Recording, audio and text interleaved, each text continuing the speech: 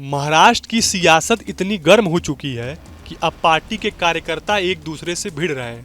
कोई उद्धव ठाकरे की गाड़ी पर नारियल से हमला कर रहा है तो कोई राज ठाकरे की गाड़ी पर सुपारी फेंक रहा है। महाराष्ट्र की सियासत में अब ठाकरे बनाम ठाकरे की लड़ाई फिर एक बार शुरू हो चुकी है। अब सवाल ये है कि आखिर इससे किसका फायदा होगा। विधानसभा चुनाव से ठीक पहले दोनों ठाकरे एक दूसरे पर वार कर रहे हैं। ठाकरे ब्रदर्स की आपस की लड़ाई कोई नई नहीं है।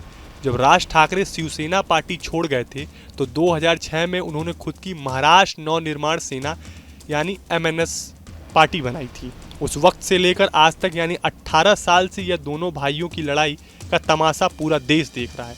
मराठी मानुष से लेकर हिंदुत्व के मुद्दे को लेकर राज और उद्धव की पार्टी का एजेंडा रहा है। हालांकि उद्धव ठाकरे हिंदुत्व के मुद्दे से भटक चुके हैं। मतलब साफ है कि दोनों पार्टियों के वोटर दो फाड़ होने वाले हैं और आने वाले विधानसभा चुनाव में इन दोनों के वोटरों में बंटवारा तय है। इसका फायदा किसको होगा, दो भाइयों को होगा या फिर महाविकास अघाड़ी और NDA को, ये तो आने वाला वक्त ही बताएगा।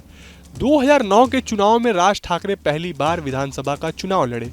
उस समय ठाकरे के 13 विधायक जीते थे, जबकि इसी चुनाव में उद्धव ठाकरे के 44 विधायक जीते थे।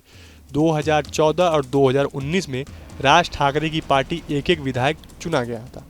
उस तुलना में उद्धव ठाकरे ने 2014 में 63 और 2019 में 56 विधायक जीत कर आए थे। 2019 से उद्धव ठाकरे बीजेपी के साथ गठबंधन में थे और राज ठाकरे शुरुआत में अकेले के दम पर लड़ते आए हैं।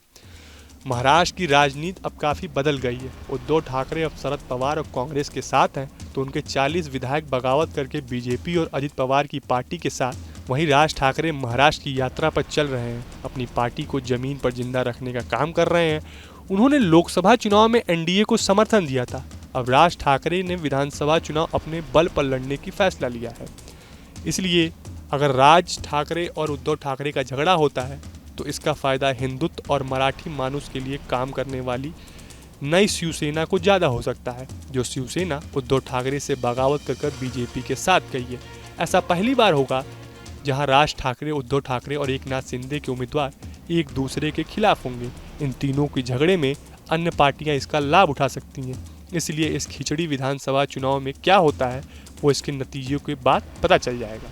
तो आपको हमारा ये वीडियो कैसा लगा हमें कमेंट बॉक्स में ज़रूर बताएं। देश और दुनिया की तमाम और यूपी उत्तराखंड की हर छोटी बड़ी खबर के लिए न्यूज़ स्टेट चैनल को सब्सक्राइब करना ना भूलें। न्यूज नेशन अब व्हाट्सएप पर खबरों के ताजा अपडेट के लिए न्यूज नेशन के इस QR कोड को स्कैन करें।